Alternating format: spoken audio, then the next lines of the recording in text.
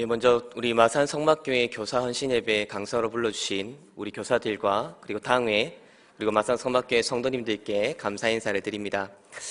먼저 감사 인사와 함께 죄송하다는 말씀을 먼저 드려야 될 것 같은데 목사가 앞에서 죄송하다는 말씀을 드릴 게 단 한 가지밖에 없는 것 같은데 오늘 설교가 조금 깁니다. 예, 그래서 약 1시간 분량을 준비했는데 최대한 빨리 이제 끝내고 내려갈 수 있도록 최대한 노력을 해보도록 하겠습니다. 오늘은 교사 헌신 예배인데 보통 교사 헌신 예배에서는 어떤 식으로 설교를 하냐면 우리 교사로 어떤 사명을 부름받았고 우리가 지금 담당하고 있는 아이들이 어떤 귀한 영혼이고 이 영혼들을 우리가 어떻게 잘 돌볼 것인가에 대한 마음의 다짐을 새기는 것이 보통 교사 헌신 예배입니다.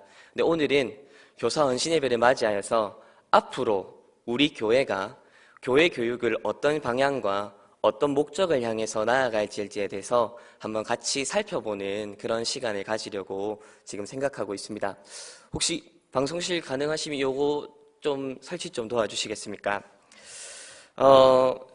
지금 이제 저희 현대를 일컬어서 교회 교육의 위기의 시대라고 말을 하고 있습니다. 왜냐하면 교회에서 교육을 행하고 열심히 하고 있지만 정작 교회에서 진행되는 그 교육들이 우리 스스로도 그렇고 그리고 우리 자녀들에게 제대로 전수되지 않는 그런 현상들을 많이 맞닥뜨리고 있기 때문인데 그래서 오늘은 이 교회 교육의 현실과 맞닥뜨려서 어떻게 하면 교회 교육을 바른 방향으로 갈 수 있을까에 대해서 함께 좀 고민해보는 시간을 가지려고 하는데요. 반대로 나오네요. 예, 나옵니다. 예, 그래서 우리 첫 번째로 살펴볼 것은 뭘 살펴보고 싶으냐면 과연 우리 아이들을 기존의 공교육 제도에 우리 아이들을 맡겨도 되겠는가에 대해서 먼저 살펴보려고 합니다. 기독교 교육의 필요성은 무엇인가라고 했을 때 공교육의 실태로부터 먼저 시작을 해야 될 것 같은데 우리는 이런 질문을 던져보아야 될 것 같습니다. 과연 우리는 그리스도인으로서 우리 자녀들을 공교육에 보내도 마땅한가? 아마 이런 질문을 하시면 다들 의아하게 생각을 하실 것 같습니다. 무슨 소리냐? 당연히 우리 아이들 학교에는 보내야지. 맞습니다. 우리 아이들 학교에 보내는 것이 결코 죄라고 말을 할 수 없고 이것이 어떤 국민의 의무이기도 하고 또한 국민의 권리이기도 하기 때문에 우리 아이들을 공교육에 보낼 수 있습니다. 그런데 여기서 우리는 그리스도인으로서 이런 질문을 스스로에게 던져보아야 됩니다. 과연 우리는 우리 아이들을 공교육에 그대로 맡겨만 두어서는 되겠는가? 우리 아이들이 받는 교육에는 크게 4가지가 있는 것 같습니다. 첫 번째는 학교 교육, 두 번째는 학원에서의 교육, 세 번째는 가정에서의 교육, 그리고 마지막 4번째가 교회에서의 교육인 것 같습니다. 그런데 이렇게 세세하게 나누면 4개로 나뉘지만 사실 크게 2가지로 나누시는데 바로 공교육과 그리고 교회 교육으로 나눌 수 있는 것 같습니다. 아까 말씀드린 학교 교육, 그리고 학원 교육, 그리고 마지막 가정 교육에서는 모두 다 하나같이 지향하는 것이 뭐냐면 아이들이 어떻게 하면 좋은 대학에 들어갈 수 있을까? 어떻게 하면 좋은 직장에 취직할 수 있을까가 목표로 하는 것이고 그 취직을 위한 조건을 갖추기 위해서는 당연히 공교육 제도의 과정과 그리고 그 절차를 밟아야 되기 때문에 결국 앞에서 말씀드린 모든 교육들은 다 공교육에 종사하는 교육들이 된다는 느낌이 많이 듭니다. 반면에 이제 유일하게 남은 것이 교회에서의 교육만 공교육이 아니라 하나의 종교교육 혹은 신앙교육으로 남아있다는 그런 현실들을 바라보게 되는데 그러면 우리는 과연 이 공교육에 우리 아이들을 그대로 내버려 두고 우리 아이들이 사용하고 있는 가장 많은 시간을 거기에 할애하도록 내버려 두어도 되는지에 대해서 한번 살펴보았으면 좋겠는데요. 먼저 공교육이 무엇인가에 대해서 알아보기 위해서는 공교육의 목표가 무엇인지 알 필요가 있습니다. 공교육의 목표에는 교육학 책을 찾아보면 여러 가지 정의가 있을 수 있는데 그 중에 공교육의 목표는 크게 3가지로 이루어집니다. 첫 번째는 세상을 이해하는 것, 두 번째는 세상 속에서 자신의 역할을 발견하고 찾는 것, 마지막으로는 그렇게 발견한 자기 역할을 수행할 수 있는 능력을 찾는 것입니다. 자, 그럼 한 개 질문을 드리겠습니다. 방금 여기서 말하는 공교육의 목표에 문제점이 있습니까? 다들 없다라고 여기실 것입니다. 세상을 이해하고 세상 속에서 자기 역할을 찾고 그리고 그 속에서 자기 역할을 키워나가는 것이야 누구나 다 하는 것이고 그건 그리스도인이든 불신자든 상관없이 다 갖추어야 될 것이 아닌가 이렇게 생각을 하지요. 그런 의미에서 우리는 공교육에서 배우는 내용들을 잘 배워야 된다고 생각을 합니다. 자, 그 다음 공교육의 목적에 대해서 살펴보겠습니다. 목적과 목표를 구분하는 이유는 목표는 약간의 단기적인 목표들을 의미한다면 목적이라고 하는 것은 여러 가지 목표들을 통해 궁극적으로 이루고자 하는 그 방향과 지향을 얘기합니다. 그렇다면 학교 교육, 즉 공교육의 목표는 무엇이겠습니까? 공교육의 목표는 크게 여러 가지 단계로 나눌 수 있는데 메슬로우라고 하는 그 사회학자가 사람의 그런 욕구 단계를 여러 가지로 구분했는데 가장 제일 밑에가 생리적인 욕구, 즉 먹고 자고 마시고 하는 이런 욕구고요. 두 번째는 안전에 대한 욕구인데 이제 먹는데 좀 더 안전하게 먹고 싶고, 그러니까 예를 들면 이전에는 먹는 걸 찾기 위해서 며칠을 굶고 그걸 사냥을 해서 먹었다고 한다면은 이제는 먹는데 안 굶고 매일 먹고 싶다라고 하는 것들. 자기는 자는데 조금 더 안전하고 조금 더 따뜻한 곳에서 자고 싶다 하는 욕구가 바로 두 번째 욕구입니다.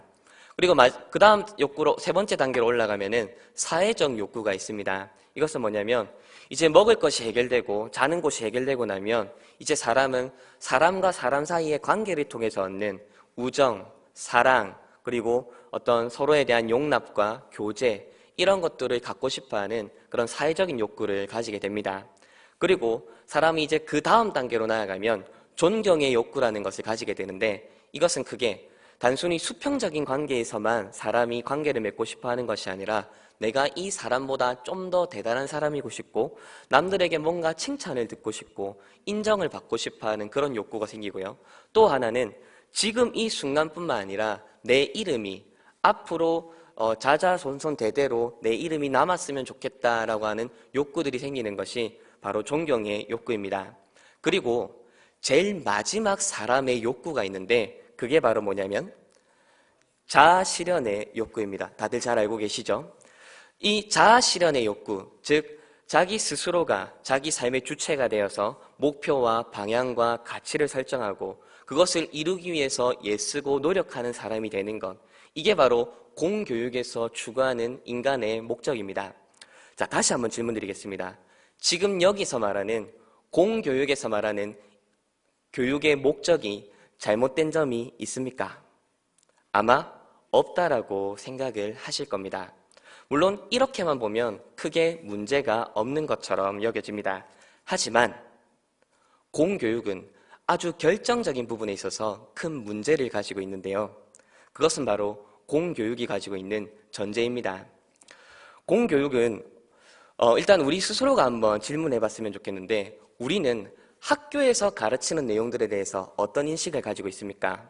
PPT에 나오는 것처럼 공교육에서 가르치는 내용들은 마치 객관적이고 중립적이다라는 생각들을 많이 가집니다. 그래서 공교육에서 가르치는 모든 내용들은 당연히 배워야 되고 당연히 익혀야 되고 그리스도인이라도 당연히 수용해야 되는 것이다. 그렇게 생각을 하지요. 이 생각을 무엇과 비교해 보냐면 이렇게 비교해 보면 됩니다. 우리가 교회에서 가르치는 내용들, 하나님의 창조, 하나님의 섭리, 예수 그리스도의 대속과 구원에 대해서 학교에서 가르칠 수 있다는 생각이 듭니까? 안 듭니까? 당연히 안 들죠. 왜냐하면 교회에서 가르치는 것은 객관적이지도 않고 중립적이지 않고 그저 기독교인들끼리만 통하는 그런 자기들끼리만 통하는 주관적이고 그리고 뭔가 종교적인 그런 색채가 덧입혀져 있다는 생각들을 많이 가지지만 가질 뿐 공교육에 대해서는 아주 객관적이고 공정하고 누구나 다 배워야 되는 그런 교육이다라고 생각을 하는 것입니다. 하지만 우리가 바로 알아야 되는 것이 있는데요. 그것은 바로 뭐냐면 공교육 역시도 결코 객관적이지도 않고 중립적이지도 않다는 사실입니다. 좀 더 엄밀하게 말하면 공교육 역시도 종교적입니다. 이때 말하는 공교육이 종교적이다라고 말을 하는 이유는 공교육의 근간과 전제를 이루는 그 사상과 가치에 있어서만큼은 결코 사람이 추론하거나 검증하거나 관찰할 수 없는 내용이기 때문입니다. 그런 의미에서 공교육 역시 또 종교적인데요. 그렇다면 공교육의 전제가 무엇이기에 종교적이라고 말을 하는가라고 했을 때 공교육의 전제는 바로 유물론이라고 하는 사상입니다. 유물론이란 세상의 모든 것들이 다 물질로 이루어져 있다라고 하는 사상입니다. 즉 세상의 모든 것들이 다 물질로 이루어져 있다라고 말하는 것은 사람의 신체 구조뿐만 아니라 사람이 가지고 있는 정신까지도 물질에 의해서 나온 산물일 뿐 어떤 인간의 정신 혹은 인간의 영혼이라고 하는 것이 객관적이고 어떤 존재론적으로 가치 있는 것이 아니라 그저 인간의 뇌를 구성하고 있는 무기질, 화학물질, 단백질의 화학작용을 통해 일어난 하나의 현상일 뿐이라고 말을 하는 것입니다. 이것이 바로 유물론적 전제인데요. 그리고 바로 이 유물론으로부터 나온 사상이 바로 있는데 그게 바로 진화론입니다. 우리가 진화론을 경계할 때에 우리가 진화론을 경계하는 이유는 단순히 우리의 조상을 원숭이라고 말하기 때문에 우리가 진화론을 거부하는 것이 아닙니다. 진화론이 가지고 있는 전제가 잘못됐기 때문인데 그것은 바로 뭐냐면 앞에서 말씀드린 유물론이 진화론의 전제입니다. 그렇다면 유물론이 진화론의 전제라는 것은 무엇을 의미합니까? 그것은 이 세상의 모든 것들이 우연에 의해서 이루어져 있고 이 세상 모든 것들의 인격적인 어떤 창조주를 인정하지 않는 상태가 바로 유물론의 가장 기저에 깔려있는 사상입니다. 즉, 이 세상의 모든 것들은 다 우연히 일어난 것이고 이 세상의 모든 일들은 다 그저 어쩌다 보니 일어난 것이기 때문에 어떤 특별한 가치나 의미나 혹은 그런 어떤 고귀함이라는 것이 있을 수 없다라고 하는 것이 바로 유물론적 전제입니다. 자, 그렇다면 이 유물론적인 전제를 가질 때에 어떤 문제가 생길까요? 자, 이것은 한때 유행했었던 영화 제목인데 바로 채피라고 하는 영화입니다. 지금 여기 나와 있는 로봇가 바로 인공지능 로봇인데요. 영화의 내용을 간략하게 소개하자면 어떤 한 과학자가 인공지능 로봇을 발명했습니다. 근데 이 인공지능 로봇은 말 그대로 인간의 지능과 똑같이 성장을 합니다. 그래서 유아의 형태로, 내가 유아의 형태로 어릴 때는 언어를 배우기 시작하고 그 다음에는 여러 가지 말들, 행동들, 그리고 감정들 이런 것들을 많이 배워나가는데 이 인공지능 로봇가 어떤 일을 겪게 되냐면은 자기를 잘 다해주던 어떤 여성이 한 명 있었습니다. 이 여성에게 뭐라고 부르기 시작하냐면 엄마라고 부르죠. 그래서 이제 엄마라고 부르는데 나중에 이 엄마라고 부르던 이 여성이 죽고 맙니다. 죽었는데 이 채피라고 하는 이 인공지능 로봇가 엄마를 살리고 싶은 겁니다. 근데 이미 육체가 죽었기 때문에 어떻게 해야 될지 모르겠는데 그때 이전에 엄마라고 부르던 이 여성과 노트북을 가지고 어떤 실험을 했었냐면 인간의 이 정신을 컴퓨터 프로그래밍으로 전산화시켜가지고 USB에 담는 실험을 한 적이 있었습니다. 그리고 그게 성공을 했지요. 그리고 나중에 이 채피가 이 USB를 들고 다른 컴퓨터에 꽂아서 이 엄마의 정신이 담겨있는 USB를 다른 인공지능 로봇에다가 심습니다. 그리고 영화 마지막이 어떻게 끝나냐면 엄마라고 부르던 그 여성의 얼굴을 한 이 인공지능 로봇가 눈을 탁 뜨는 걸로 영화 장면이 끝이 납니다. 자, 그렇다면 이 영화가 우리에게 전해주는 메시지가 무엇일까요? 그것은 이 세상의 모든 것들은 다 물질로 이루어져 있고 인간의 영혼 혹은 인간의 정신, 인간의 모든 것이라고 하는 것이 결국에는 물질로 이루어져 있기 때문에 그것의 어떤 존엄성이나 가치라고 하는 것을 부여할 수 없다라고 하는 겁니다. 자, 근데 중요한 것은 뭐죠? 이 전제가 바로 공교육이 가지고 있는 전제라는 겁니다. 이것은 단순히 이런 영화로 다뤄질 뿐만 아니라 실제 우리 아이들의 언어 생활을 통해서도 그대로 나타나고 있습니다. 인터넷에서 한 아이들이 주고받는 댓글에 있는데 이런 내용이 있었습니다.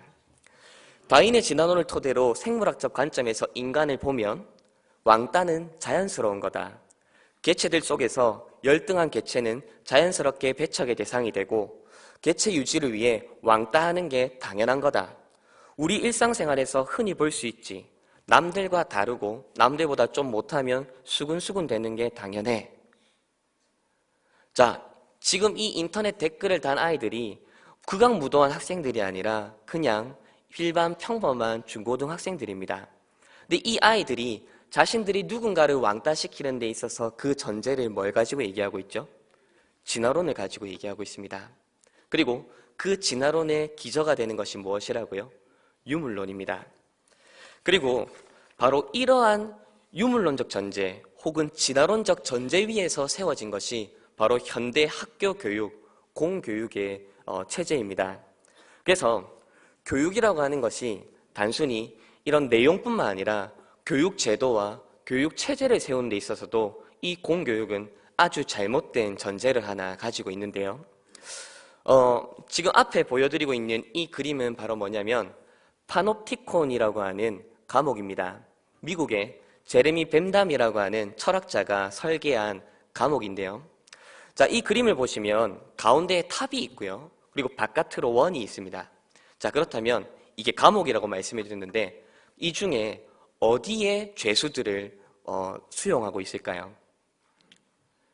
일반적인 과목은 당연히 바깥쪽 벽은 간수들이 지키고 있고 가운데다가 죄수를 가두어서 그 속에서 죄수들을 감시하는 것이 일반적인 방법일 겁니다. 그런데 제레미 벤담이라고 하는 사람은 이 파놉티콘이라고 하는 과목을 설계할 때에 어떻게 설계를 했냐면 죄수들을 바깥쪽 벽에다가 두고요. 그리고 가운데는 감시탑이라고 하는 것을 둡니다. 그리고 이때 가운데 탑은 아주 어둡게 도무지 바깥쪽 벽에서는 보이지 않게 만들고 그리고 바깥쪽 벽은 아주 환하게 즉 가운데 탑에서 그 어두운 탑에서 모든 것을 다 볼 수 있도록 만드는 구조로 탑을 만들었습니다. 자, 왜 이렇게 만들었냐면 제레미 벤담이 이런 구조를 가지고 왜 만들었냐면 바로 교도소를 운영하고 유지하는 비용을 아끼기 위함인데요. 왜 이런 구조를 하면 교도소 그 유지비가 아낄 수 있냐면 가운데 탑에 아무도 있지 않기 때문입니다. 무슨 말이냐면 죄수들에게는 바깥에 밝게 해놓고 자기들의 생활이 다 보이게 만들어 놓고 가운데 탑에 누군가가 널 지켜보고 있어 라고 말만 할 뿐 탑에는 아무도 없습니다. 하지만 신기하게도 죄수들은 자신들의 행동이 다 드러나는 그 구조 그리고 감옥 가운데는 아무도 보이지 않지만 누군가가 나를 지켜보고 있을 거야 라고 하는 그 생각 때문에 자신들의 행동이 다 일거수일투족 다 드러난다는 그 생각 때문에 어떻게 하지 못하냐면 함부로 행동하지 못합니다. 내 모든 것이 감시받고 있다고 생각되는 그 구조 안에 있기 때문에 죄수들이 도무지 잘못된 행동들을 못하게 만드는 거지요. 자, 왜 이 그림과 이 과목의 설계 구조를 보여드렸냐고 하면 바로 교육이라고 하는 것이 무엇을 통해 이루어지는가를 보여주기 위함입니다. 교육이라고 하는 것은 단순히 내용을 통해서만 이루어지는 것이 아닙니다. 교육이라고 하는 것은 내용과 함께 체제를 통해서도 이루어지는데요. 자, 그렇다면 우리 아이들이 받고 있는 공교육의 체제는 무엇입니까? 우리 아이들이 받고 있는 공교육의 체제는 바로 이것입니다. 여기 보면 표 중에 제일 밑에 이런 글자가 적혀 있죠. 등급. 그리고 여기에는 2등급, 2등급, 1등급, 4등급, 2등급, 2등급 이런 글씨가 적혀 있습니다. 이게 뭘 의미할까요? 지금 우리 아이들은 학교에서 도덕과 윤리와 철학과 같은 아주 고상한 과목들을 가르침받고 있습니다. 그 속에서 아이들에게 더불어 살아야 되고 남들을 베풀어야 하고 다른 사람을 사랑해야 된다 배움을 받고 있죠. 그러나 우리 아이들이 그렇게 열심히 해서 나중에 자신들의 미래를 결정짓는 방법은 뭡니까? 1등부터 꼴찌까지 줄을 세워서 거기서 1등한 아이가 더 좋은 학교 그리고 2등한 아이가 조금 덜 좋은 학교 그리고 꼴등은 학교에도 제대로 못 들어가는 그런 체제 속에 우리 아이들이 들어 있습니다. 아이들은 도덕을 통해서 윤리를 통해서 혹은 교회에서 종교를 통해서 다른 사람과 더불어 살아야 된다고 배우고 다른 사람과 함께 가야 한다고 배우죠. 그러나 이 아이들이 던져져 있는 체제는 옆에 있는 친구를 밟고 올라서지 않으면 자기가 살 수 없는 그런 체제 속에 던져져 있습니다. 내가 1등 하지 않으면 내가 옆에 있는 친구보다 연봉이 1,000만 원이 적고, 내가 1등 하지 않으면 옆에 있는 친구보다 아파트 평수가 적어야 되는 그런 체제 속에 우리 아이들이 던져져 있다는 거죠. 자, 그렇다면 지금 여기서 말하는 공교육 제도의 체제가 뭐죠? 이게 바로 진화론에서 말하는 약육강식과 적자생존입니다. 즉, 지금 공교육은 단순히 내용적으로 진화론을 가르친다가 문제가 아니라 그 체제에 있어서도 우리 아이들로 하여금 도무지 옆에 있는 친구들을 동역자로 삼을 수 없는 그런 구조 속에 우리 아이들이 던져져 있습니다. 그리고 그 체제와 그 구조란 바로 진화론적 사상을 바탕으로 세워진 그런 구조라는 것이죠. 그래서 우리 아이들은 결국 우리 아이들을 어떻게 먹이냐면, 앞에 무슨 그림 같습니까? 소고기 등급인데 우리 아이들을 이런 소고기 등급 먹이듯이 먹이는 체제 속에 우리가 아이들을 던져놓고 있는 것이 바로 공교육에 우리 아이들을 던져놓는 것과 다를 바가 없다라는 것입니다. 그리고 또 하나는 공교육의 실태를 통해서도 우리가 알 수 있는 것 같습니다. 공교육에서 교육에 대한 정의를 이렇게 내립니다. 교육이란 긍정적인 자극을 주어 사람을 긍정적으로 바꾸는 것을 교육의 정의라고 하지요. 자, 그런데 우리가 잘 아는 목사님께서 언젠가 우리 아이들 중에 이제 아이들을 학교에서 너무 안 좋은 것들을 많이 배우는 것 같아서 홈스쿨링을 시키기 위해서 이제 아이들 빼냈는데, 아이들이 기존에 학교를 다니던 아이들을 홈스쿨링 하기 위해서 빼내기 위해서는 기존의 학교 선생님과 상담을 해야 되는데, 그때 한 선생님께서 이분에게 이렇게 말을 했다고 합니다. 교사들이 말인데, 왜 학교에서 아이들을 빼내려고 합니까? 라고 물어보니까 이제 부모님이 아이들이 학교에서 여러 안 좋은 것들을 배우는 것 같습니다. 이렇게 대답을 하니까 학교 선생님이 이렇게 대답했습니다. 학교에서 안 좋은 것들도 좀 배우고 그렇게 해야 우리 아이들이 좀 이제 세상에서 살아남을 수 있는 그런 힘을 기르지 않겠습니까? 언제까지 우리 아이들을 온실 속의 화초로 키울 생각이십니까? 이렇게 대답을 했다는 거죠. 어떻게 변한 거죠? 교육이란 긍정적인 자극을 주어 긍정적으로 바꾸는 것이 교육의 정의였는데, 이제는 학교에서도 뭐라고 얘기한다고요?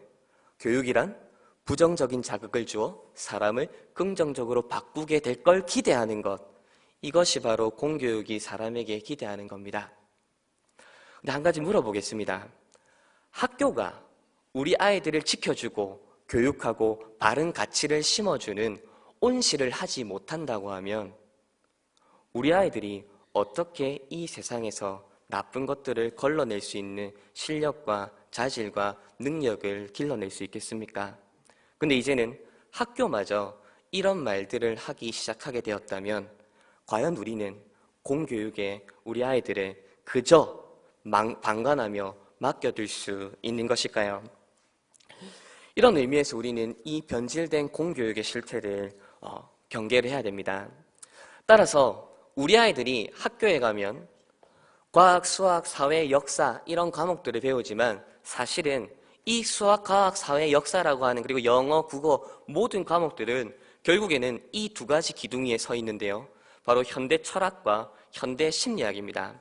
그리고 앞에서 말씀드렸듯이 이 현대 철학과 심리학의 기저에 깔려 있는 것이 바로 진화론적 상상이고, 그 진화론의 주된 가치관이 바로 뭐냐면 약육강식과 적자 생존입니다.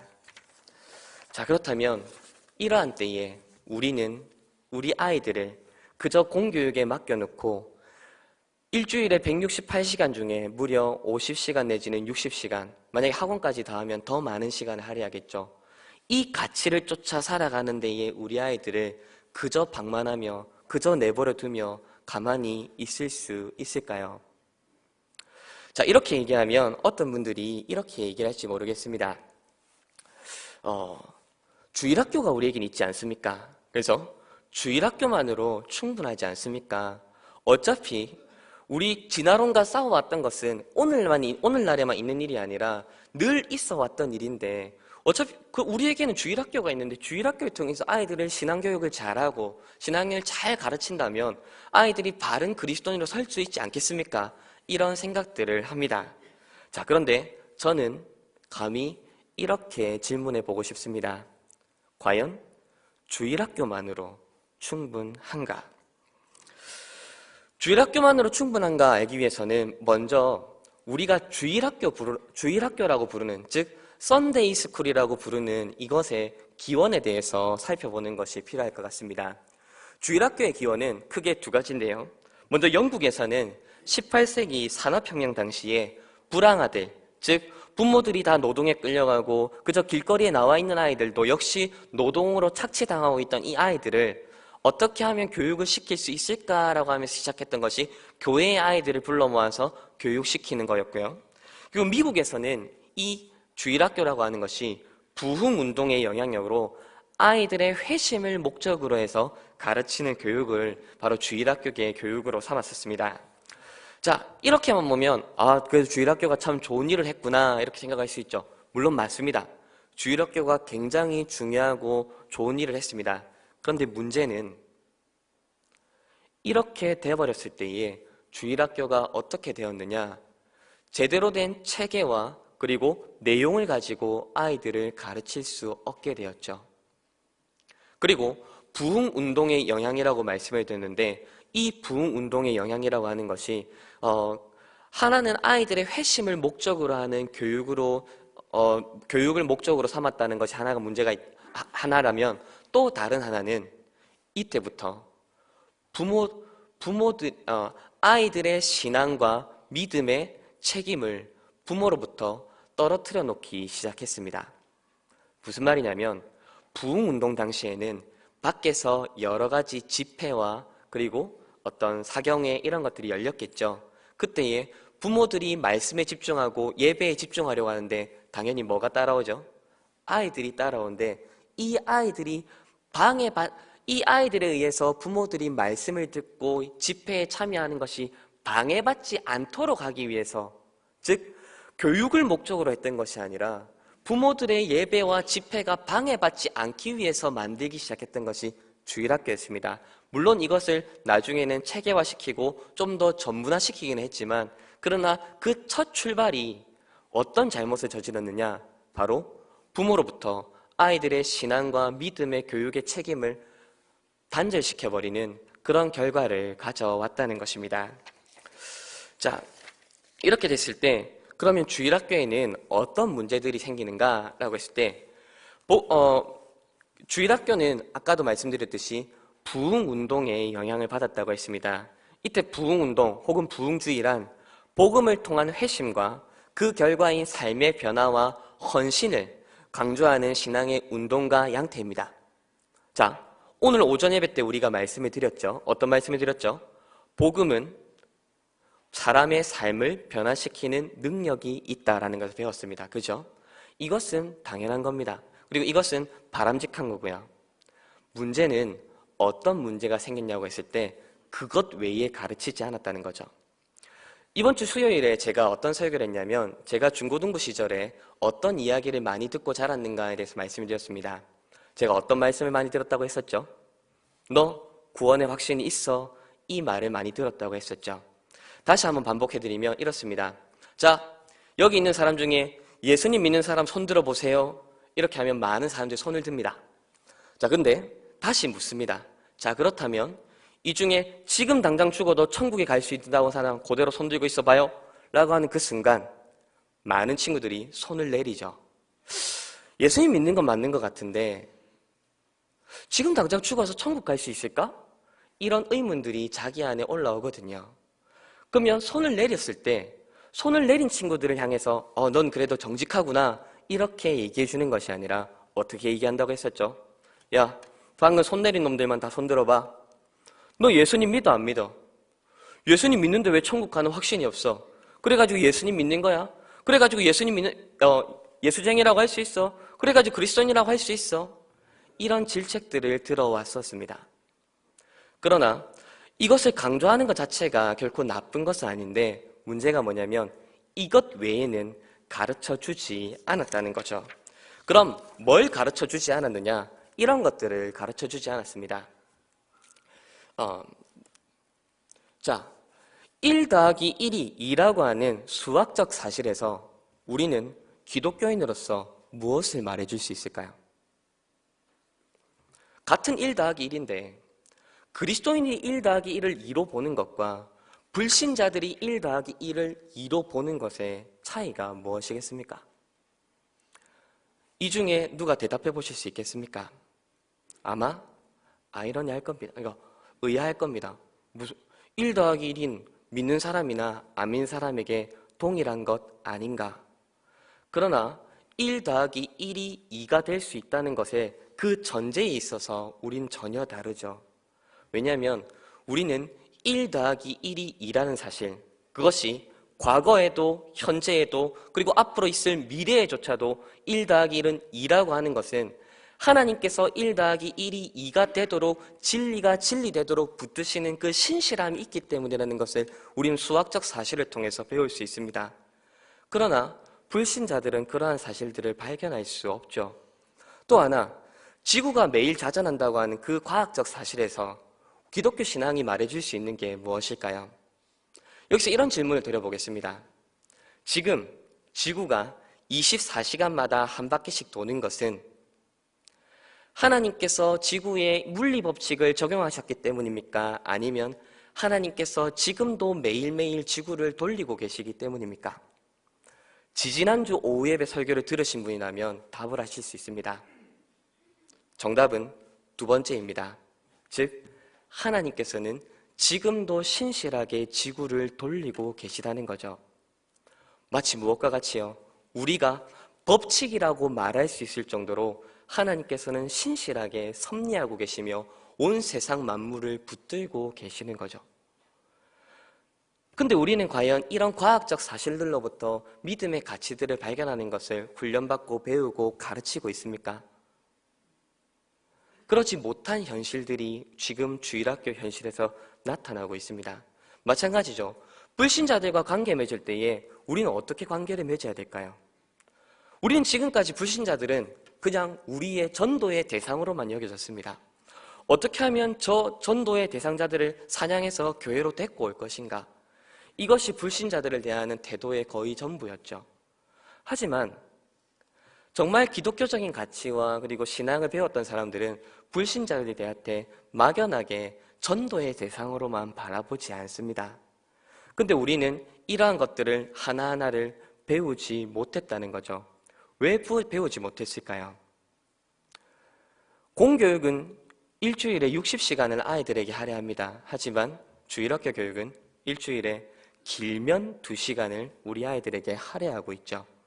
이 상황 속에서 예수님께서 우리의 구주이시다, 예수님께서 우리의 하나님이시며 예수 그리스도를 믿을 때에만 우리가 복음 안에서 자랄 수 있다. 이거 하나 가르치기도 부족한 시간이라는 거죠. 그렇다면 이 나머지 교육은 어디서 이루어져야 될까요? 그것은 잠시 후에 살펴보도록 하겠습니다. 자, 문제는 이런 식의 신앙의 교육이 이루어지다 보면 어떤 문제점들이 생기느냐? 이런 문제점들이 생기는 것 같습니다. 지금 일부러 이름과 그리고 또 모자이크 처리를 좀 했습니다만은 이런 것들이 뭐냐면 영적 치유 집회 혹은 어떤 신유 집회 이런 것들인데요. 자, 기독교 신앙이 온 세상에 대해서 온 세상에 대한 이해, 통합적인 세계에 대한 이해가 없을 때에 우리는 우리가 설 자리를 잃게 된다는 것을 본능적으로 느낍니다. 그러면서 우리 신앙을 무엇으로 증거하기를 원하기 시작하냐면 바로 초월이라고 하는 것으로 우리 신앙을 증명받기를 원하기 시작하는 거죠. 그러면서 누군가 목사에 대해서 얘기할 때 그가 얼마나 바른 말씀과 교리에 합당한 말씀을 전하는가를 가지고 얘기하는 것보다는 이런 표현을 쓰죠. 그 목사 참 용하다더라. 그 목사 참 신통하다더라. 그 목사에게 안수받고 나면 무릎에 관절염이 낫고 그 목사에게 기도받고 나면 어깨 통증이 사라진다더라. 우리 하나님은 이런 것도 할 수 있다는 가지고 우리 기독교를 증명하려고 들게 되는 거죠. 즉 우리 기독교를 신비주의에 빠뜨려버리는 그런 오류에 빠지게 됩니다. 또 하나 우리는 어떤 식으로 우리 기독교를 설명하려고 하냐면 이런 신비주의에 빠지지 않게 된다면 혹은 신비주의가 가지고 있는 그 방법을 고스란히 가져오되 그러나 성경에서 말하는 그 복을 성경적인 복으로 얘기하는 것이 아니라 바로 세상적인 복으로 대체해버리는데 문제는 그 복을 얻는 방법에 있어서 뭘 사용한다는 거죠. 여전히 말씀드렸던 교회에서 쓰는 방식을 가르칩니다. 이 두 책은 제가 여기서 용기를 가지고 얘기하는데 절대로 읽으시면 안 되는 책이라는 예로 지금 들어드리는데요. 이 두 책이 얘기해 주는 게 바로 그럽니다. 뭐냐면은 긍정의 힘, 왕의 재정. 긍정의 힘은 내가 잘 되기를 원하고 소원하고 간절하게 하나님 앞에 바라면 그대로 이루어진다라고 가르치고요. 왕의 재정이라고 하는 것은 하나님 앞에서 물질적인 복과 은혜를 받기를 간절히 구하고 찾으면 반드시 이루어질 거다라고 얘기합니다. 뭐가 잘못이죠? 성경이 말하는 복을 세상이 정의해놓고 부여해놓은 가치를 따라서 복을 정의해놓고 그걸 얻는 방법에 있어서만 기독교에서 말하는 기독교에서 말하는 하나님에 대한 믿음을 들어서 이 신앙을 가르쳐 왔다는 거죠. 이런 것들이 계속해서 결국 이런 걸 뭐라고 부르죠? 이게 바로 세속에 빠진 기독교라고 부르는 겁니다. 기독교가 세속에 빠졌다고 했을 때 그것은 남들보다 큰 부귀영화를 누리게 되는 것을 세속에 빠졌다고 말하지 않습니다. 기독교가 세속적으로 변했다는 것은 바로 기독교에서 말하는 가치와 그 복을 세상의 복과 전혀 다르지 않은 형태로 구하는 것, 그게 바로 세속에 빠진 기독교의 모습입니다. 그런데 우리가 우리 기독교 신앙을 우리 아이들에게 바르게 전수해 주지 못할 때 우리 아이들은 종교 행위를 통해서 세상의 복락을 구하는 것을 기독교라고 믿게 된다는 것입니다. 자, 그리고 또 결국 어떻게 되냐면 이런 식으로 가다 보면 자, 여기 보면 뭐라고 적혀 있는지 잘 안 보이시죠? 간절한 기도는 꼭 이루어진다라고 적혀 있습니다. 어느 기도원의 문구 같죠? 근데 여러분들이 잘 아시는 삼복도로에 있는 관음사 표지판에 적혀 있는 문구입니다. 무슨 말이죠? 기독교가 세속에 빠지게 되면 다른 종교가 세속에 빠진 모습과 다르지 않게 되어버린다는 거죠. 그렇다면 우리가 기독교인으로서 살아가는 가치가 무엇이 되겠습니까? 이런 식으로 기독교가 계속 가다 보니 어떤 일들이 일어났냐라고 했을 때 우리나라에서 매년마다 혹은 3년마다 조사하는 게 있는데 바로 대표적인 종교들의 호감도와 신뢰도를 조사하는데 여기 보면 호감도와 신뢰도에 있어서 우리 기독교가 항상 꼴찌를 유지하고 있는 것을 발견할 수 있습니다.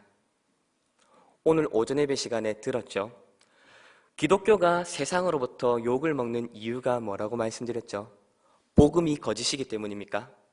아닙니다. 복음이 거짓이 아니라 우리가 말하는 그 복음대로 우리가 그 복음을 따라 살아내지 못하기 때문에 우리 스스로가 복음을 거짓으로 만들어서 세상이 우리를 좋아하지도 않을 뿐만 아니라 우리를 신뢰하지도 않는 그런 현실로 나아가고 있다는 사실이죠.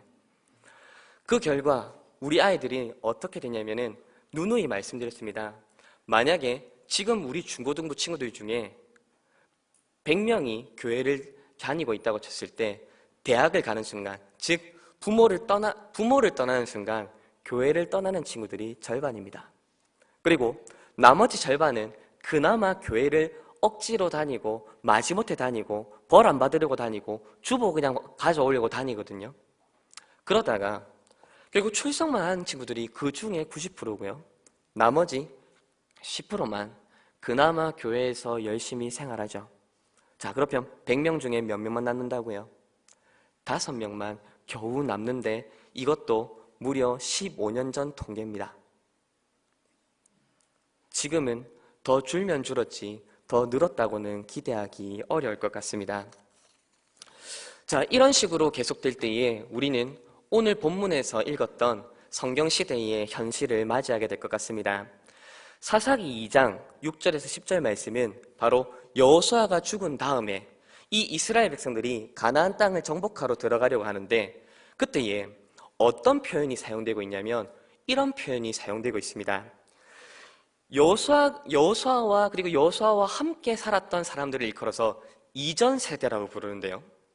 그리고 만약에 이 이전 세대에 그 신앙과 그 여호와 하나님을 향한 믿음이 그 자손들에게 잘 이어졌다면 아마 이런 표현이 써야겠죠. 다음 세대라고 하는 표현이 사용되었을 것입니다. 그러나 오늘 성경을 잘 읽어보십시오. 오늘 성경을 읽어보면 이전 시대 그리고 그 다음 세대라는 말이 아니라 어떤 단어가 쓰여지고 있죠? 다른 세대라는 말이 쓰여지고 있습니다. 다음 세대라고 하는 말은 이전의 부모들과 이전의 선조들이 가지고 있던 그 여호와 하나님에 대한 바른 신앙과 가치들을 온전히 잘 전수받아서 그들이 그 신앙의 가치를 따라 살아가게 되는 것을 바로 다음 세대라고 합니다. 그러나 여호수아가 죽고 난 다음에 이스라엘 백성들은 여호수아가 모세로부터 받았던 그 신앙의 내용들을 결코 지키지 못했기 때문에 어떤 세대가 되어버리고 말았다고요?